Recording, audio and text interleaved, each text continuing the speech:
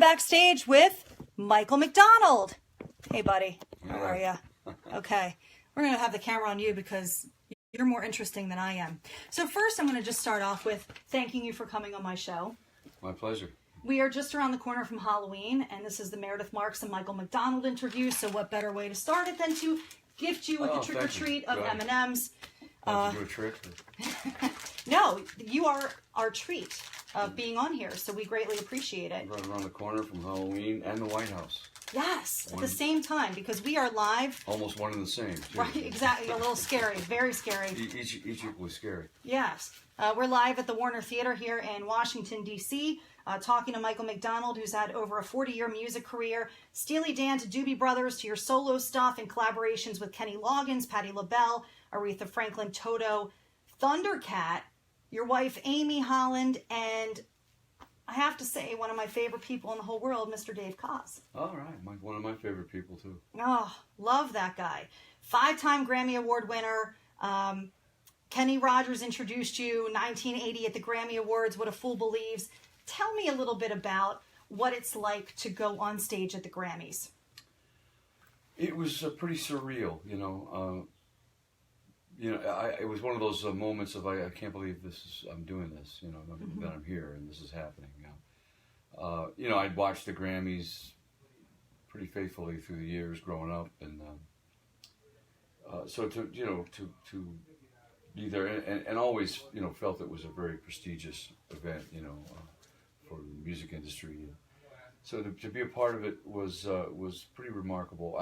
At that point in time, my grandmother was still alive, and she was there at the Grammys.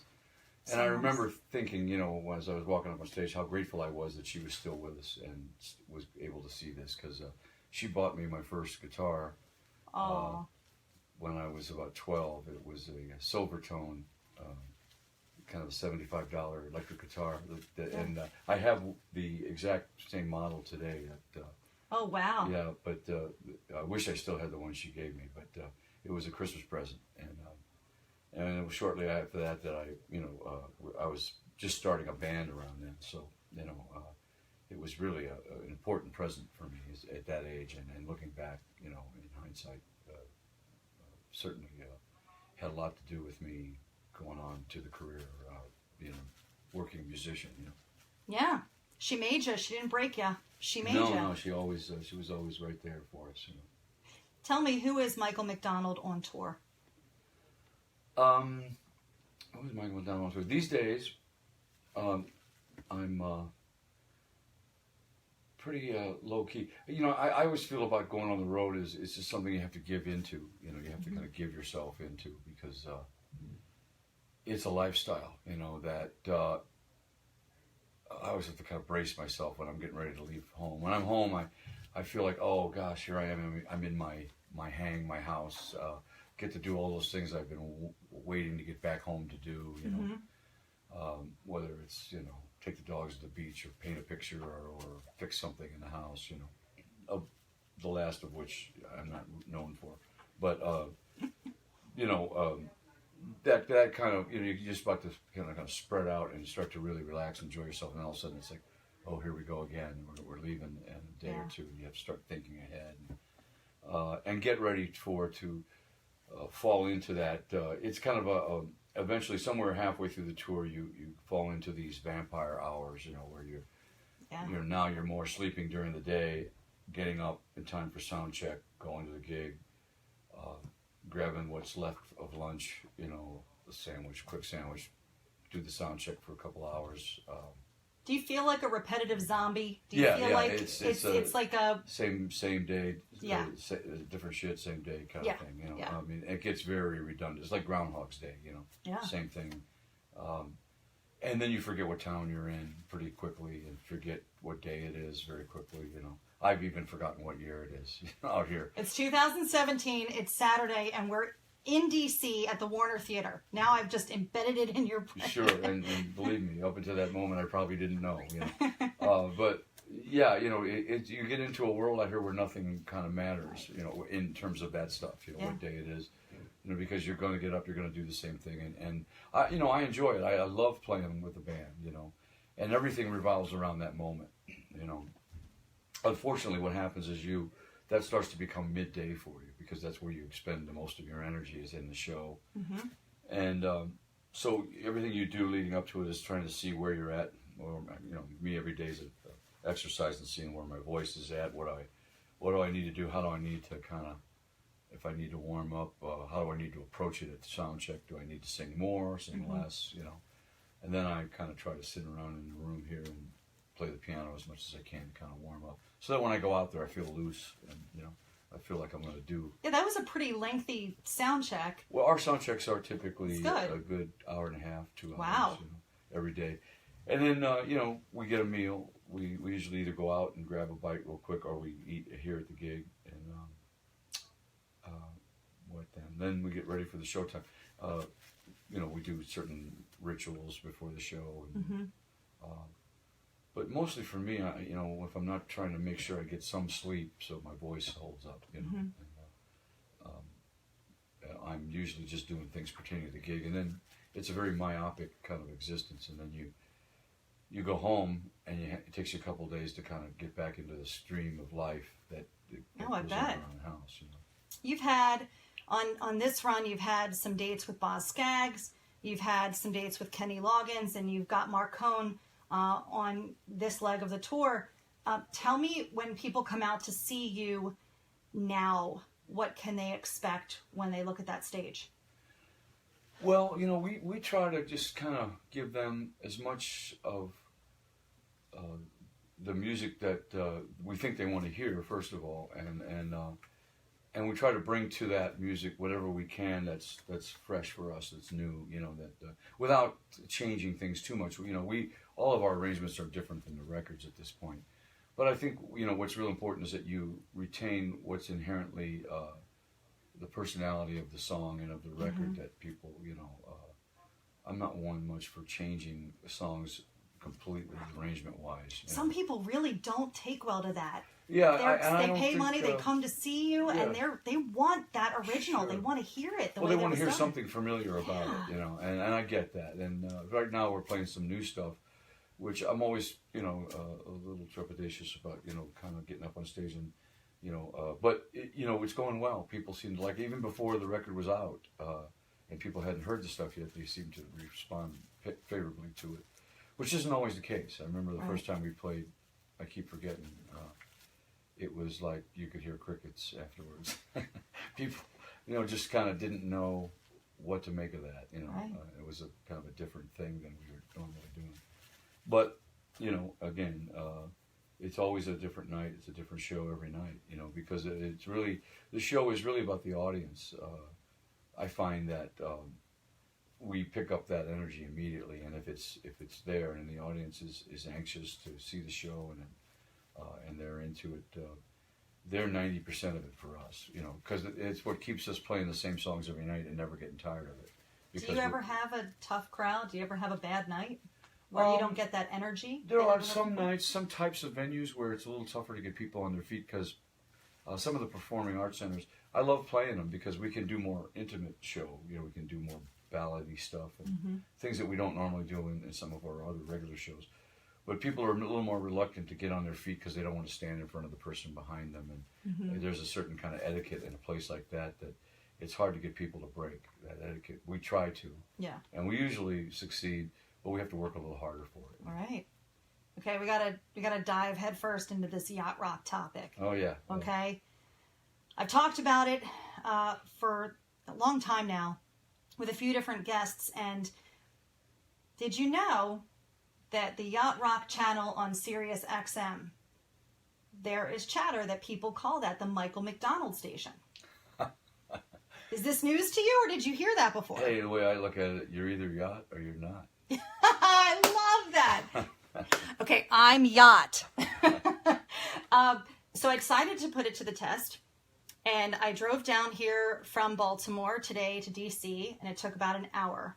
And I had Yacht Rock on the entire time. You were on 3 times. You did a solo, you were with Kenny Loggins, and you were with Doobies. So I can understand how people will say this is, in fact, the Michael Mcdonald channel. Because it's you like are God's, on a lot. I think God's determined to make people sick and tired of me.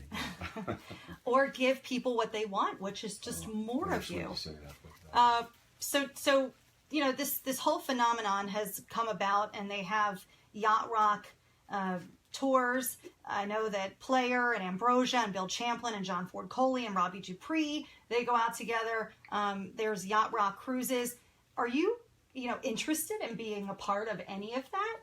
Yeah, well, yeah, sure. I mean, the way I look at it is, I'm a musician, and there's so many venues that we're allowed to work that didn't exist really for bands from the '60s and '50s even. There was a certain lifespan to a teenage music artist or rock and roll artist. In the '50s, it was like the kiss of death to be out there past 30. So I feel fortunate. The casinos, we play a lot of casinos. We still play festivals from time to time, and those are wonderful. But we're kept alive out here by working casinos. The casinos are hilarious. Yeah, as you walk around, and I mean, the people that are just sitting at the slot machines. Sure. I mean, that's your crew right there. It's the price, Mike. It's worth the price of admission, really. And we play a lot of jazz cruises, jazz festivals. Almost there's just so many opportunities to keep working now, for guys like me and my age. And I'm so amazed that, and some of the guys maintain that strict kind of regimen of we're a rock band and we don't do that stuff. I don't have that luxury, and I don't really care. I just like to play music for whoever's willing to listen, Yeah. I don't really see it as, I just feel fortunate to still be working, and that I can still make my living doing this. Absolutely. So making your living doing this, it's become a family affair because you have your son Dylan out with you and your wife Amy Holland, who is also a singer. Yeah. And your daughter Scarlett, I'm sure, pops in from time to time. Well, she doesn't perform with us. Her and I jam together. She plays 5-string banjo and has a beautiful voice, my daughter Scarlett. So I always try to get her to sing for me because I love hearing her sing. And she plays the banjo and I play the accordion at home. And that's some of the things that we do when I'm actually home for 5 minutes in the year, So who is Michael Mcdonald as the husband and father? Well, that's the best part of my life, really.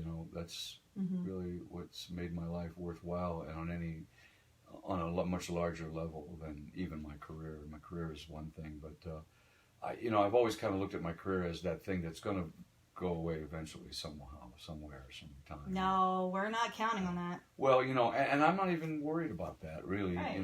I feel like when that happens, I'll know what's next, and I have fantasies like anyone else about what I would do if I could retire, or if I should retire. Can you share what are those fantasies? I want to know. I'd like to just paint. I like to paint, and I got a little motor home that I'd like to fix up. I keep procrastinating with that, but my wife keeps yelling at me, when are we going to get the motor home fixed up? But eventually, that's what we'd like to do, and I'd like to kind of go up and down the different coastlines of the country and paint and surf a little bit, and before I get too old to do that too. Well, let me ask you. You have had the luxury of being able to travel the world and see many interesting places that a lot of other people don't get to go to. When you and Amy are like, you know what, we're tired, we need a vacation, but we kind of travel for a living and we see everywhere anyway. Where are your go-to spots? Where do you want to go and see and paint? Well, a lot of times we try to get over to Hawaii because we have a lot of friends there. We lived there for a while. So we go and see friends and family over there. And by family, I mean people that we've known so long that they're family, Right. And so we try to get over there a couple times a year and spend a little bit of time, usually around New Year's and somewhere in the middle of the year. And then, we love Santa Barbara. We love to live there. I love that town with all my heart. It's just the greatest place. It's one of those places when I'm walking down the street, it hits me how much I love this place, and I think any place you live that you have that feeling for is a, you know, you're a lucky person, you know, because I've lived places for years where I wasn't exactly enthralled with my surroundings, you know, but it's something you just learn to deal with, you know. Well, that's why they call it your happy place. When you go home, you want to have it be your and happy Santa place. Barbara is definitely that for me. You know, probably nothing I love more than just taking the dogs to the beach and letting them run. What kind of dogs do you have? We have a golden, a red bone hound dog. Well, you know, they're all mongrels, you know, rescues, so they're a little bit of everything. You know? But what we've kind of figured is they're most, you know, the most bloodline they have. And then we have a little Basenji dog, which is like a cute. Like a little African terrier. You know? Yeah. And she runs the household. She runs the roost. And so, you know, in me taking the three of them to the beach is a, you know, calamity at best. You know, it's all I can do to get them down the stairs and then get them off the leashes and then go chase them. You know, try to get them back on the leashes. Don't get a puggle puppy like I just did. You'll never get that dog back. No, the Basenji's like that. She comes back when she's damn good and ready, you know, and not before. Right. But they seem to do well at the beach. They get along with all the other dogs, and it's a dog beach, you know. So, and even the one, we have one, he's kind of a problem child. You know, being with rescues, you get one or the other. You get the dog who's just so grateful to have family that they're no problem at all. Yeah. And then you get the ones they have issues. And he has issues, but mostly at home, in his territory. You know, but if I get him to the beach where he doesn't sense that this is his territory, and he does better off the leash than on the leash. When he's on the leash, all of a sudden he feels trapped, you know. Right. So I have to kind of really monitor him when I'm at the beach and either really have a good hold on him or get to where I can let him off the leash. And then he's fine, you know. And then he just goes. Yeah. Okay, tell me your dream collaboration. Who have you not worked with and who do you really want to?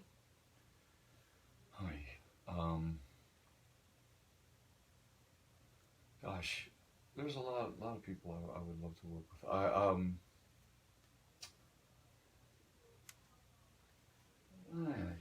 You know, it's just so many. It's hard to pick one. You know what I mean? You need to come back to that. You need to think about that for a minute. Let me think about that one for a minute. Yeah. Okay, your favorite song to perform? Live? Almost any of them. You know. But I like doing I Can Let Go Now. I also like doing, in that same spot, we interchange those songs, the ballads, you know. Right now I'm enjoying doing a new song from this album, Wide Open, a song called Just Strong Enough. A friend of mine, Gary Nicholson, and I wrote. It's a fun song to do. It's different for me because it's a slow blues song, basically. And I don't know that I've ever had a slow blues song, but... this is a really and you do it so well. Well, you're nice to say that, but I'm just feeling like I'm kind of catching up with it, you know, live, because we did it in the studio, 3-piece, and that was pretty manageable, you know. But now that the song has horns and it has a much bigger arrangement, I have to kind of find that slot, you know, with the vocal, and so every night's a little different, you know. Okay. And me and the guitar player trade off. You know, kind of soloing or speaking, you know, musically, and that's always kind of there are nights when we do it really well, and then there's nights when we're stepping all over each other. So, you know, but that's the fun of it for me. That's, you know, not really knowing how this is going to come off, and just kind of giving yourself to it. You know, I would hate to do a show where I was pretty sure how it was going to go every time we played a song. Well, that would just add to your zombie effect for your day. You have enough of that. I have enough of that. That's right. Yeah. That's your release on stage. Exactly. So you never know how it's going to go. And that's kind of the band. That's the kind of band we are. The arrangements are loose at best, and they basically call on us to manage what part of it we have, being cognizant of what the other people are doing in the moment, because. It's not really ever the same, you know. Right. It's rhythm and blues, or it's blues, or it's pop, even pop rhythm and blues. Some of those songs are maybe a little more arranged and rhythmically sorted out, but a lot of the stuff we play is loose arrangement-wise, and and I prefer it to be that way. You know, I think it gives the audience a moment that's unique to this time and this place and that audience. You know. So you just dropped your album last month, Wide Open, 10th studio album, mainly about sobriety. Can you go into that a little bit for us about where you were at that time with this album? Well, I'm not so. It is, you know, it relates to my sobriety, but because that's my life at this point. It's a priority in my life at this point. For me, it's best to keep that the priority above and beyond all things. You know. Yeah. Because then any and all things work much better. You know, when that's not the priority, any and all things start to fray a little bit on the edges. You know. But it's really about just the human nature of living life, you know, and to a large degree, if it's personal at all, it's for me living life sober. But it's not really necessarily about addiction or drugs. It's more about living, you know, and kind of rediscovering the journey, and you know, a lot of the songs are just about, you know, things like forgiveness for you know, things we all learn as we live longer. You know, more of like a life lessons type. Yeah, of you know, all album. the different things that we, you know, that seem to be almost be paradoxical to what we thought was right and wrong when we were younger. You know, when we were younger, you know, justifiable anger and self-righteous, you know, resentment, you know, seems like it all makes sense, you know, but it's a luxury of the young, and if you give into it for enough years, you suddenly realize I've wasted a big part of my life carrying resentments or whatever they might be, for whatever they might be, and I'm the only one suffering here, you know, no one else, you know. The person I'm resenting probably hasn't lost a minute's sleep over the thing I'm chewing on 20 years later. Yeah. You know? So, you know, the songs are about stuff like that. And it's funny because on the flip side, you and Kenny Loggins, which is such an interesting thing to watch, by the way, on Jimmy Fallon's Tonight Show in June, you joined Thundercat on his single Show You the Way, and it's on his album Drunk. So he shows up in these white plastic sandals and these Hawaiian shorts on the show, and you and Kenny are there, and it to say the least, it is a bit odd, but it's different, and it was cool. And then I saw the video for it. So tell me what it was like to kind of collaborate with this character, because that's what he is. He's a character. Well, Steve is, he's bigger than life, you know, in a lot of ways. I mean, as a musician, he's a gifted musician and composer, I think, you know, a recording artist. So it was fun to be a part of his world, you know, with his song and to actually get to participate on the record was great fun and musical opportunity for us too. And I find playing with him live is really a lot of fun and kind of thrilling for me, because to play with a power trio like that's kind of a strange amalgama of jazz, rock, soul, power trio, you know, it's you know, it's definitely something he's invented, and being a trio, it's a very again, there's that we know the form of the song, but there's no real strict arrangement, and so every time it's played, there's a little bit of a chance that something fresh will happen, you know. Right. And you know, at this point in my life as a musician, that's important to me. I don't think I'd have much interest in getting up and playing the same show exactly every night, the same notes every night, you know. No, you got to mix it up. Keep it interesting for yourself. I don't know that I would be out here much longer if that were the case, you know. Yeah. And not that we're like some free-form, you know, improv band. We're not, you know. But we do, like I say, our arrangements are such that they kind of take form with the audience's enthusiasm, you know. And final question for our portion of this interview.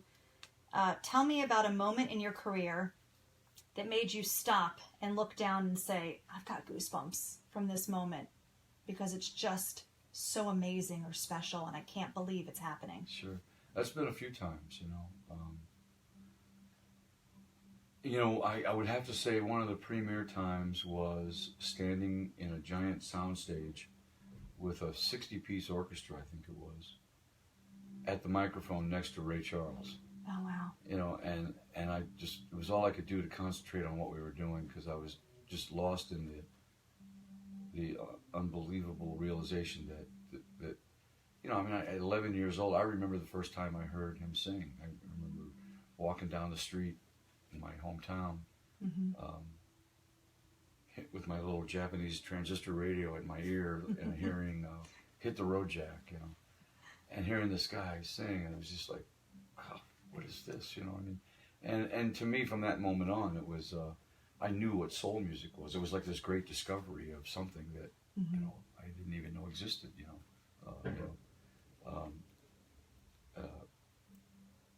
Music in our house was, you know, my dad singing Irish songs, you know.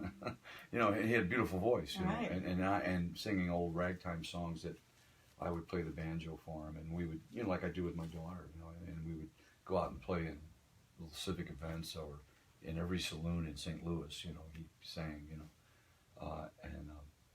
and I grew up in every saloon in St. Louis with my dad, you know, singing music, you know, like old, you know, ragtime standards or old standards of some sort, you know. And then I, you know, here was Ray Charles, and it was this whole new definition of music and expression that I, you know, never heard before and never felt before, you know. And then all those years later, be standing at a microphone with this guy who I used to fantasize someday I might meet, or if I ever met, what would I say to him, or, you know. Because then from that point on, it was a kind of an idolizing, you know. I just, everything I couldn't get enough of Ray Charles. I would listen to all the records he put out, and there was, I knew there was always going to be something I really loved, you know, new on each and every album, and there always was, you know. He was a special performer. Yeah, you know, and there's so many acts like that, but that for me was a moment, you know, I'd have to say. You know, there's been a few, you know, there's so many great artists that I've had the privilege and the pleasure to work with. There's people that I just never dreamed I would, you know, get the opportunity to actually share the stage with. Right. Okay, well, we're gonna, people are saying great interview, awesome, just so you know. We've got like listeners, you know, a lot of viewers here. So just give them a wave and say hello. Hello. To Facebook world. And thank you so much for joining us. We will see you guys later.